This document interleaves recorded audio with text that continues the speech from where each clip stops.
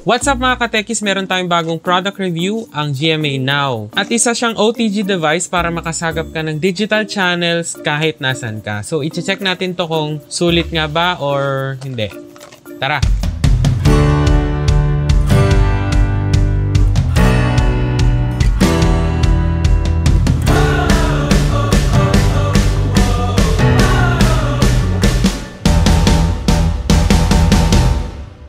So bago tayo mag-start, like and subscribe muna kayo sa channel ko. At pindutin nyo yung review ko about GMA for the box. Tingnan natin kung parehas nga ba siya na sulit. Ang GMA Now ay isang OTG for Android lang. So ibig sabihin, hindi siya pwede sa any Apple devices or kahit computer.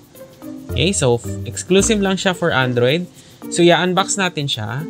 After which, check natin kung paano siya mag-install. Kung maganda ba yung sagap niya pag nandito ka sa loob o pag nasa labas ka.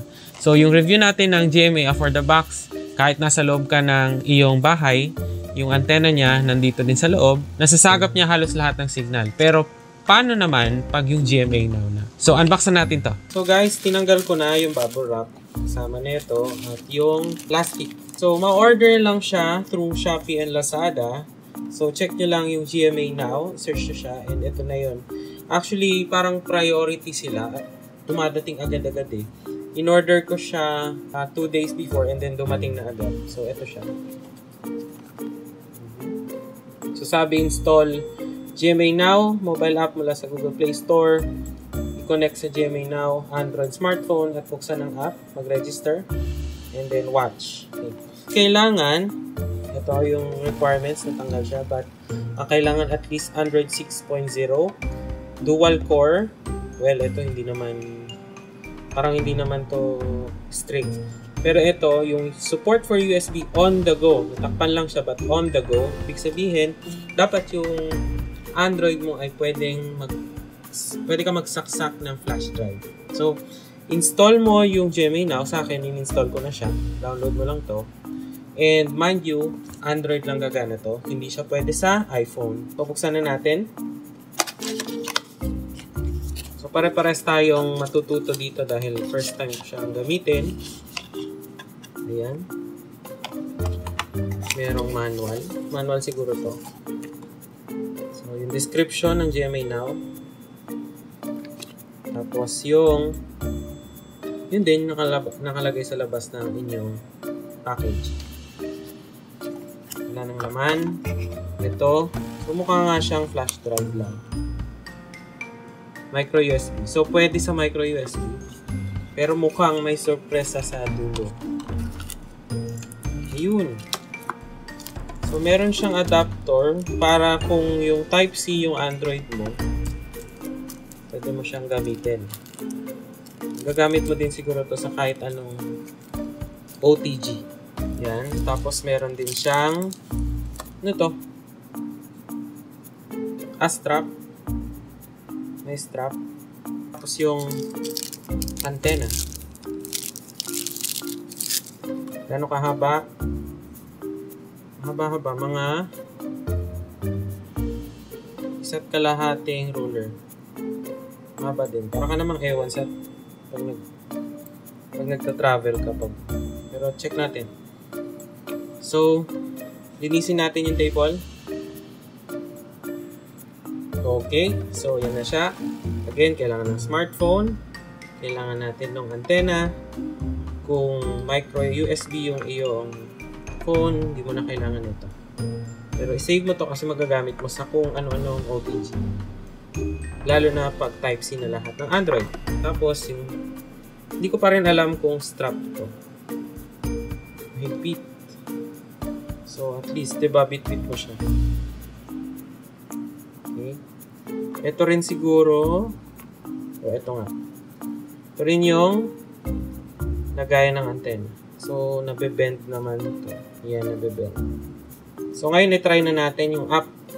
So, open natin yung GMA Now. And, okay, magre-register muna tayo. Sabi, pinagalitan ako. Nung i-continue ko na, kailangan daw naka-plug na yung USB. Okay, fine. Plug natin. Okay, always open when GMA Now dongle is connected. Okay. continue, submit. So magte-text siya and close.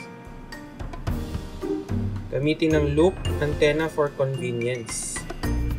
For best signal reception, gamitin naman ng telescopic antenna na naka-extend.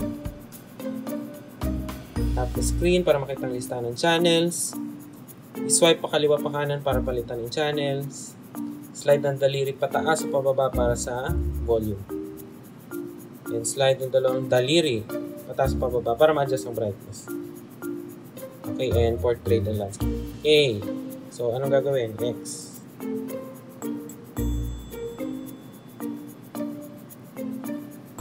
Walang masagap na signal sa iyong area. Try natin ulit.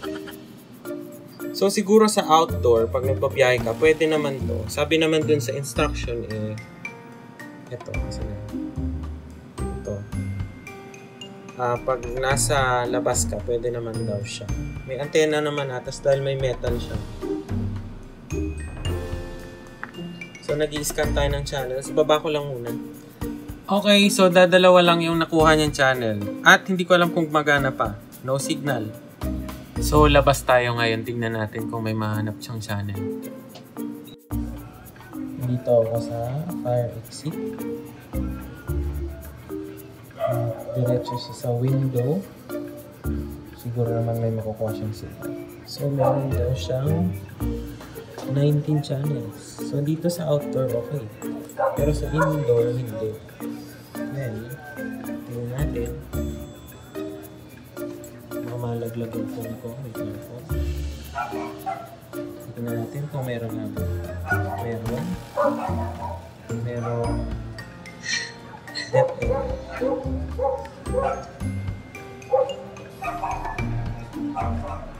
Meron. GMA, Heart of Asia. Okay, so guys, nandito na ulit tayo sa bahay, sa loob. Meron naman sa labas. Meron daw 19 channels. Pero dito, as in, wala akong masagap sa loob. Wala. Hindi naman naglo-lose yung antenna kasi sobrang stiff. At one thing pala na hindi maganda sa kanya pag USB Type-C, parang mababali. Tignan nyo, parang mababali yung ayan o. So pag in-adjust mo yung antenna, dapat alalay ka talaga. So ayun guys, unfortunately, pag nandito ko sa loob, medyo mahina yung signal. Understood kasi baka mahina yung power na sinusupply niya. So mas mahina yung signal na mga nakukuha niya. So ayun, sana ma-improve ni GMA Now yung kanyang pagsagap ng reception. Kasi for now, alam naman natin, modular yung mga bata, lalo na yung mga naka-enroll sa DepEd, diba? Nanonood lang ng TV. Ang scenario niyan, kung malaki kayong pamilya, hindi nyo mapapanood yung gusto nyo, diba? Kada channel. Kasi yung iba gusto kay A to Z, yung iba kay GMA, tapos si bata or dalawang bata nanonood ng DepEd TV, diba? Maganda sana to kahit nasa loob ka ng bahay or yung mga bata pag gusto nilang manood ng DepEd TV. So unfortunately dito, kung parehas kami ng signal ha, kasi depende sa location yung signal natin na nasasagap. Nakita nyo naman kanina, lumabas ako, madaming channel na nasasagap siya. Kung ganun yung scenario at mga bata yung manonood ng DepEd TV or manonood ng gusto nilang palabas, lalabas pa sila ng bahay, which is very risky, diba? Magkakaroon ng possible na may mahawaan sila ng kung anumang sakit. At least sana makakapanood sila sa loob ng bahay ng walang effort na pupunta kung saan-saan or mas open air, diba? Kaya nga nag-exist siya. Yes, sige, kung nag-travel ka, magagamit mo siya. Pero diba, sayang naman yung function niya kung yun lang, pang travel lang. So, ibig sabihin, lalabas ka lang para manood, diba? Pang pamatay, ano lang naman yun yung manonood ka ng TV sa labas, pamatay bore lang sa traffic or sa biyahe. So, yun lang. Maraming salamat sa panonood at don't forget to like and subscribe sa channel ko. At kung na-experience kayo sa GMA Now, paki-comment naman para tignan natin kung pare-paras tayo na na-experience. Once again, this is Teacher Rich saying may paraan basta may technology. Bye-bye!